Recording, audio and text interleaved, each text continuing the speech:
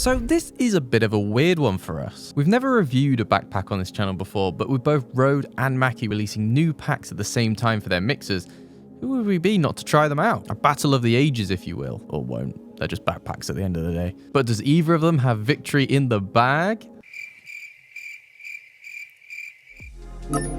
This video is made by Radio.co. To start your free Radio.co trial in seconds, head to Radio.co and click on the pricing page. Well, let's check them out. And first up, let's take a look at each bag. The Rode backpack, which we have on the table here, is a modest and stylish looking backpack with very little frills going on. It wouldn't look out of place on your morning commute, in fact. It's all black with gold accents in places which look really sleek. There's an Alcantara handle, which is the same material Rode actually used in their NTH headphones. It feels really nice to touch, and it's a nice addition to the bag, which is mostly made out of nylon. Rode claims that the nylon is water resistant, not waterproof, so do be careful not to hang around the rain for too long. Padding on the handles themselves and the back is fine, but not that great. It might get a bit uncomfortable over time if you're wearing it for like an hour or so, especially if it's heavy. At the side, there's 2 slots for your PSA boom arms, or just drinks if you don't have them, or just any boom arms that fit. The Mackie bag is a slightly different beast altogether. It's not subtle and probably wouldn't blend in with normal backpacks as well. There's no color variation, instead just rocking a light grey and black combo, which looks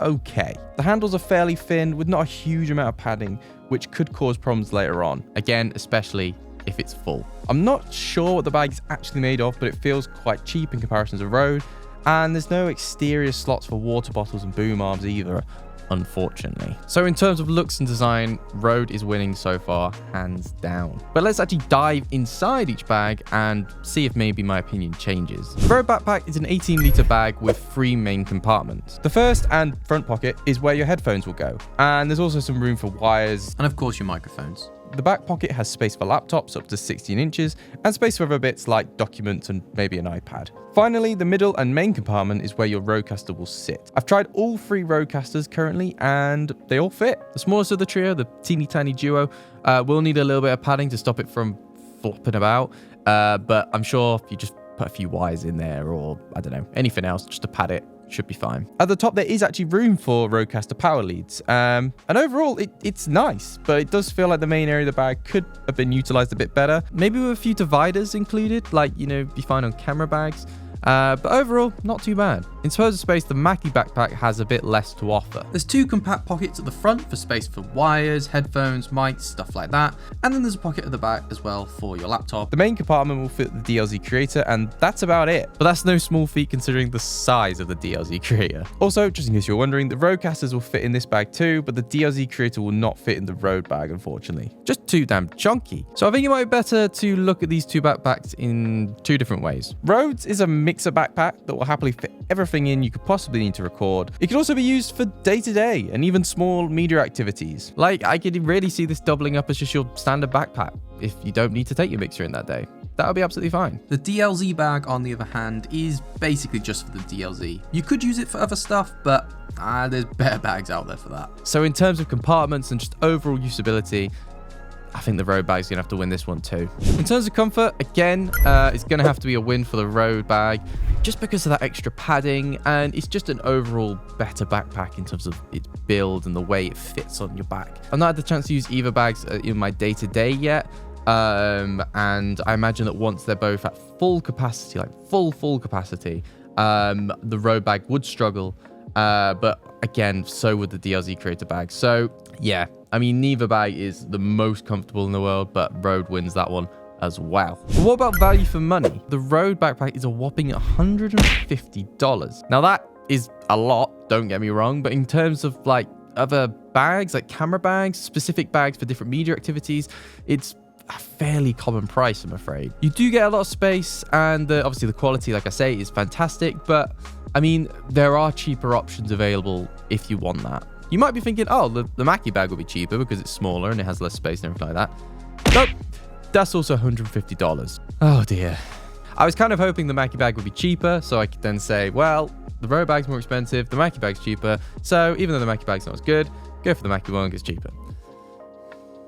Kind of screwed that one up for me there, Mackie. So, which one should you buy?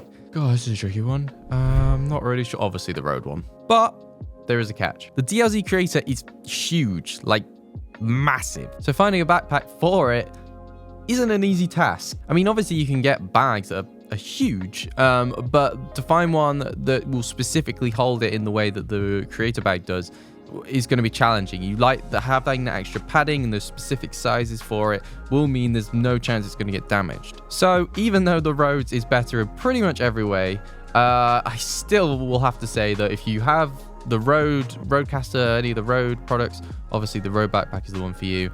But if you have the DLZ Creator, I'm afraid the DLZ bag is the one you're going to have to go for. However, I do think they're both very expensive for what they are. I know I said that they are similar to camera bags, but there are cheaper camera bags available than this that might be able to fit these mixers in. My 16-litre Timber backpack came in at around $80. And there's definitely enough room in there for the RODEcaster Pro 2 and the RODEcaster Duo. And there's inserts, so I can maybe make a little space for some wires as well, or just to customize it to my needs. It's obviously not going to be the perfect fit like these two bags offer, but for $60 difference, you can probably put up with that. But that's just what I think anyway. If you like this video, then make sure to click like, hit subscribe, and ring that bell. And as always, thank you very much for watching, and happy broadcasting. And just before you go, have you ever thought about launching your very own internet radio station? Surprisingly, it's a lot easier than you may think, especially when you make the time to chat to myself or a member of the Radio.co team. To do just that, head to our website, Radio.co/demo, where I can talk about your plans, any questions you may have, and me and the team can really get you up to speed in launching your own internet radio station in literally minutes. It couldn't be easier. Why not check out some of our webinars, tutorials, help guides situated around me? Or why not visit our website, Radio.co, or even drop me an email, studio@radio.co. Until next time, take care and happy broadcasting.